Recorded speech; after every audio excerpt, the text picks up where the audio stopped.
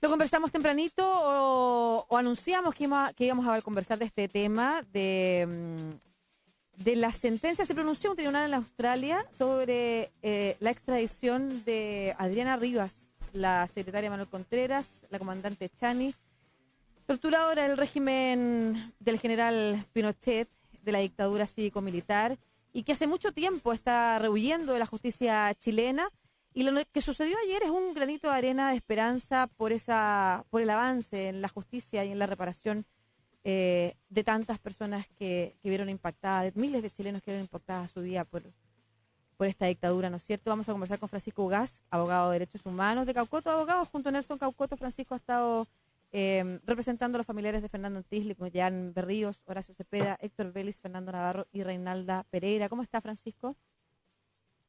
Hola Lucía, muy buenas tardes. Bien, ¿y usted cómo está? Muy Un saludo bien también a sus también. auditores y auditoras. Muchas gracias por ese saludo y muchas gracias por contactarse con nosotros. Me imagino entonces, Francisco, que efectivamente este es como decía yo, un granito de arena en el avance de la búsqueda de justicia, ¿no es cierto? Para no solamente las personas que ustedes representan, sino que para todas las que fueron víctimas de las violaciones a los derechos humanos durante la dictadura cívico-militar. Pero en particular, cuéntanos de lo sucedido ayer. ¿Hace cuánto tiempo se está buscando la extradición de Adriana Rivas y por qué? El contexto de esta operación que fue en búsqueda de los líderes del Partido Comunista de aquel entonces, ¿no es cierto?, a inicio de la década de los 70.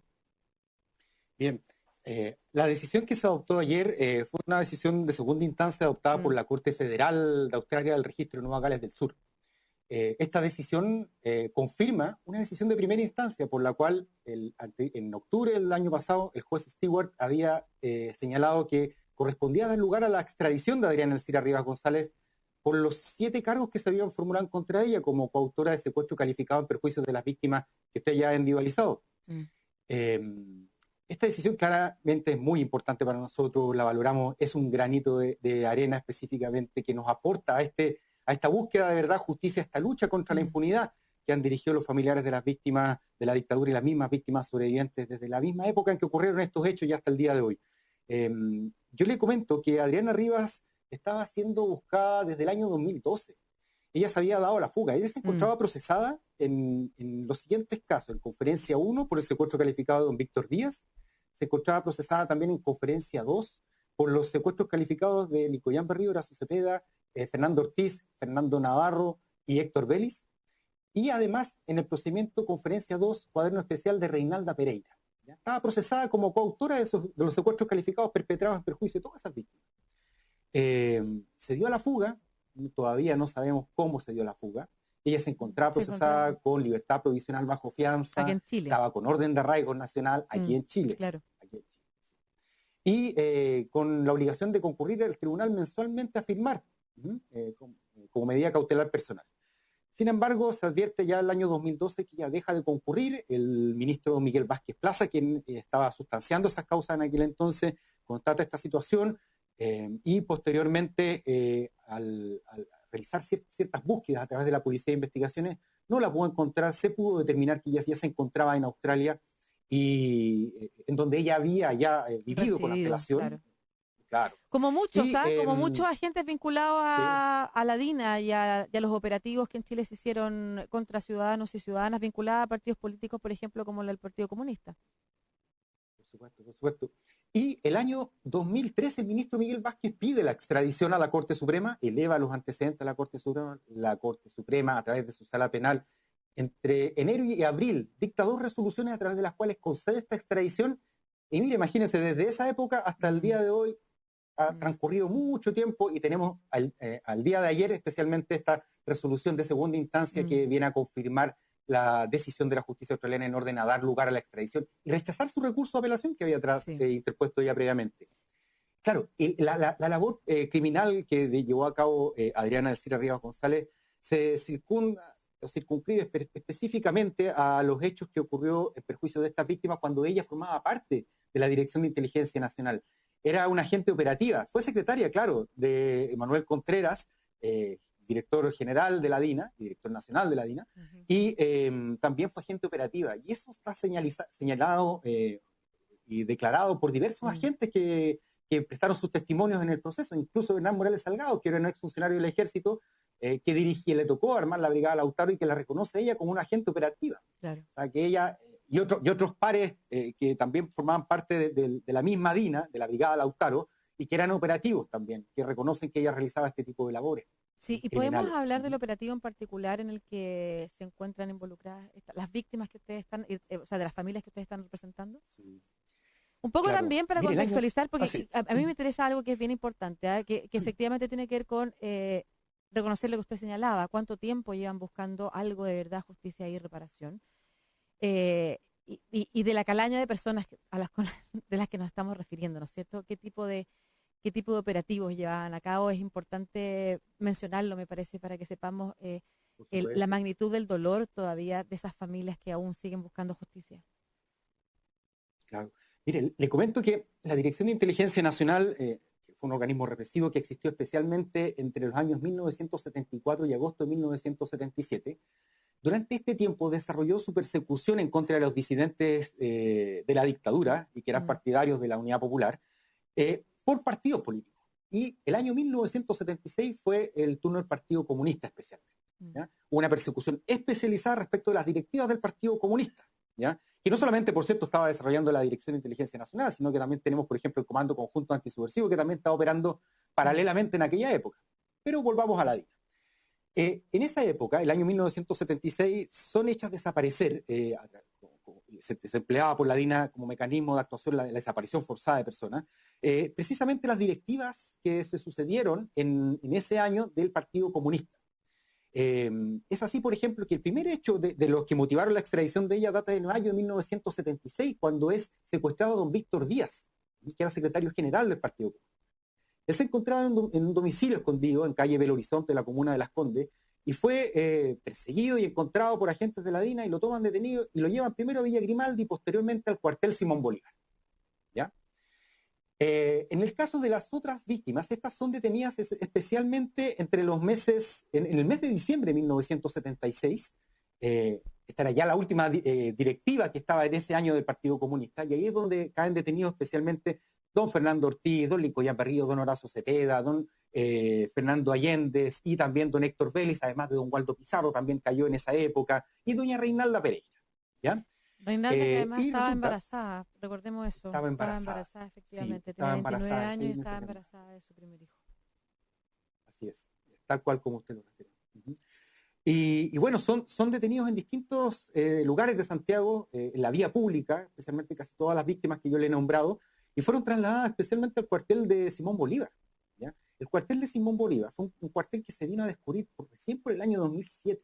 ¿Ya? Y esto a propósito de testimonios de algunos agentes, entre ellos Jorgelino Vergara, el que se le denomina el Mocito, ¿ya? Que en el marco de la misma causa conferencia declara ante el juez Víctor Montiglio acerca de la existencia de este recinto. Que es un recinto de exterminio. No se ha sabido hasta el momento de personas que hayan sobrevivido precisamente a la tortura y a ese recinto.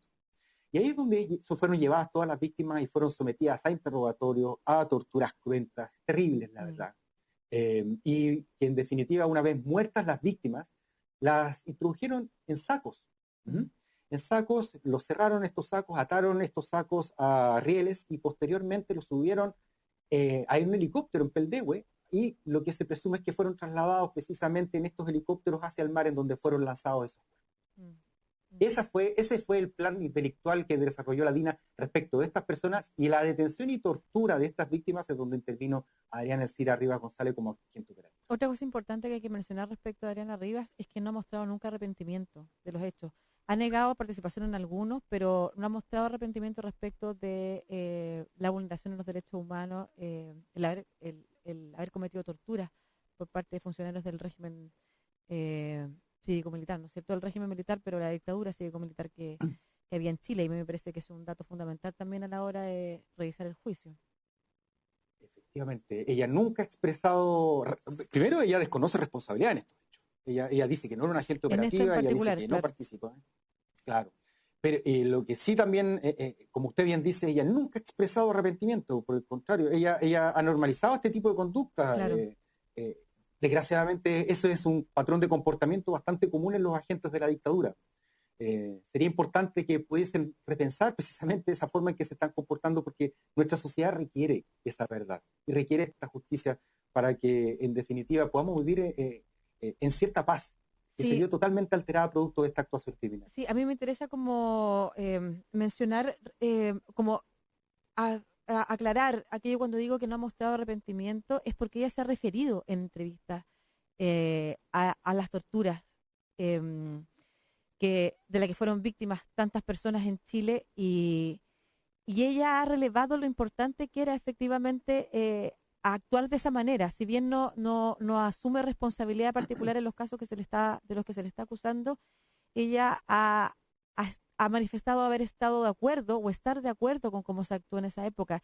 Y eso a mí me parece fundamental para entender qué tipo de peligro, a qué tipo de psicópatas nos enfrentamos también, a qué tipo de peligro estamos expuestos cuando tenemos una persona como Adriana Rivas que no enfrenta nunca la justicia.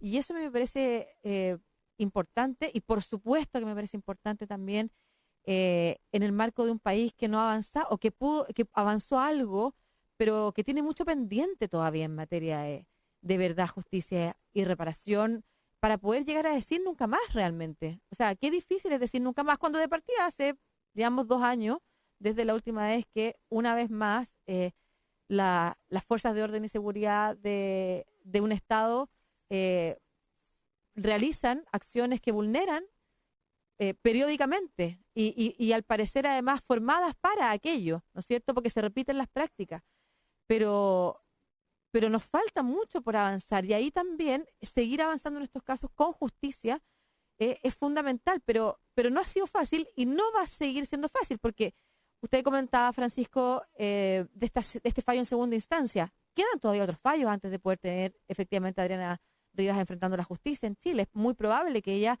acuda a un nuevo tribunal superior para para apelar esta extradición, ¿no es cierto? Sí, sí, mire, a propósito de lo que usted comenta, Lucía, efectivamente, este es el perfil de persona con que muchas veces nos encontramos que no manifiestan ningún tipo de arrepentimiento. Es totalmente correcto lo que usted señala en términos de que ella justificaba este tipo de prácticas y así lo señaló en diversas entrevistas, incluso dadas a la televisión australiana, que eso también llevó a poder establecer de que ella se encontraba en Australia. Mm. Eso fue importante también. Bueno, en relación a las garantías de no repetición, yo creo que es muy importante también lo que usted ha señalado, porque precisamente porque no se han cumplido con estas obligaciones internacionales que tiene nuestro Estado de investigar estos hechos, de sancionar al responsable, de reparar a las víctimas, es que no se ha producido estas garantías de no repetición. ¿Ya? Aquí, por ejemplo, tampoco se ha formado debidamente a los órganos de las Fuerzas Armadas y de orden en materias de derechos humanos. Y eso es fundamental para garantizar la no reiteración de estos hechos. ¿Ya? Aquí nos falta mucho. Y faltan muchos juicios relacionados con crímenes de la dictadura. Yo quiero traer a colación, si me lo permite, una frase que comúnmente emplean las agrupaciones de derechos humanos, especialmente familiares de víctimas ejecutadas y desaparecidas, que dicen la siguiente idea, que las injusticias del presente ahincan sus fundamentos en las injusticias del pasado. Y es precisamente porque no ha sido debidamente atendido por el Estado y resuelto por el Estado todos estos casos por graves violaciones a los derechos humanos, ya hasta el día de hoy, imagínense, ya 47 años que ocurrieron los hechos de la dictadura, ya hasta el día de hoy, todavía tenemos juicios pendientes. La Corte Suprema tiene más de 150 casos que están pendientes de conocimiento y resolución actualmente y sin perjuicio de ello, hay casos actualmente en primera instancia que siguen siendo indagados y sustanciados por ministros en visita y ministras en visita en nuestro país. ¿Ya? Ahora, a propósito del camino que nos queda, que usted también comentaba, efectivamente, quedan recursos. ¿Ya? La decisión de la Corte Federal, que expresó ayer la jueza Abraham, puede ser objeto de un recurso ante el Pleno de la misma Corte Federal. Ese es un primer recurso que le queda a Adriana Rivas. Queda un segundo, porque si el Pleno, por ejemplo, de la Corte Federal confirma esa decisión, esto puede ser cuestionado, o esa decisión que se adopte, ante la High Court de Australia, que es la instancia jurisdiccional superior en Australia. ¿Ya?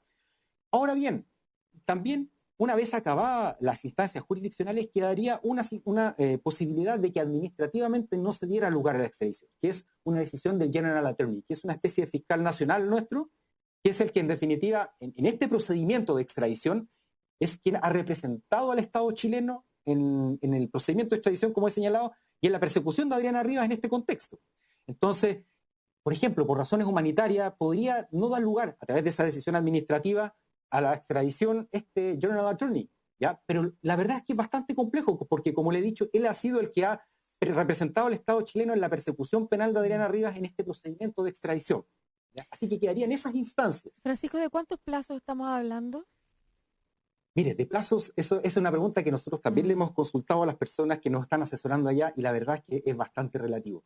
Tenemos el precedente de un caso de un criminal de lesa humanidad serbio en Australia, que su procedimiento de extradición se llevó 9 años, o sea, se tomó 9 años ante la justicia australiana, ¿ya? Esperemos que no sea ese el tiempo que se ventile este caso y que ella pueda comparecer lo antes posible a los tribunales de justicia nacionales para que sea debidamente juzgada y sancionada. Estaba pensando en lo que usted hablaba de las garantías de no repetición en el marco de un país que no solamente está retrasado en la justicia, sino que no ha avanzado en la justicia de los agentes militares, ¿no es cierto?, vinculados a los organismos em, eh, de Estado que en esa época existían y que cometieron los crímenes de lesa humanidad, sino también en un país en el que las responsabilidades civiles y políticas no se han terminado de asumir nunca, no se han asumido nunca, no hay ni una que se haya asumido. O sea, una petición de perdón sin ningún grado de profundidad cuando, no sé, hasta hace poco teníamos de candidato a la Convención Constituyente a un ministro de Estado que fue parte de este gobierno durante la mayor nueva vulneración de derechos humanos a ciudadanos en el país. Y ni un problema que fuera de candidato constituyente. Y es muy llamativo que se siga permitiendo aquello, que no se asuman esas responsabilidades, porque lo que hay detrás de no asumirlas es no entender la gravedad de lo que estamos hablando. Y cuando no entendemos la gravedad de lo que estamos hablando, entonces no podemos asegurar que no vuelva a suceder.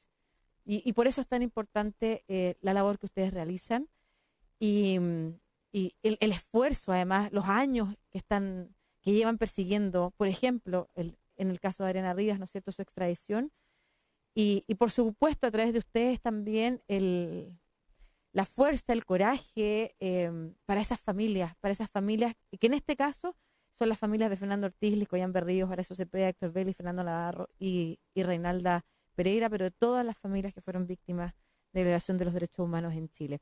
Muchas gracias, Francisco, y por supuesto que vamos a seguir súper atentos y atentas a cómo continúa este proceso, esperando efectivamente que haya entonces y se pueda seguir avanzando en justicia y reparación para miles de personas en nuestro país. Un abrazo. Otro para usted, Lucía. Un gusto conversar con usted. Muchos saludos para usted y sus auditoras y auditores. Muchas gracias, muchas gracias. Oye,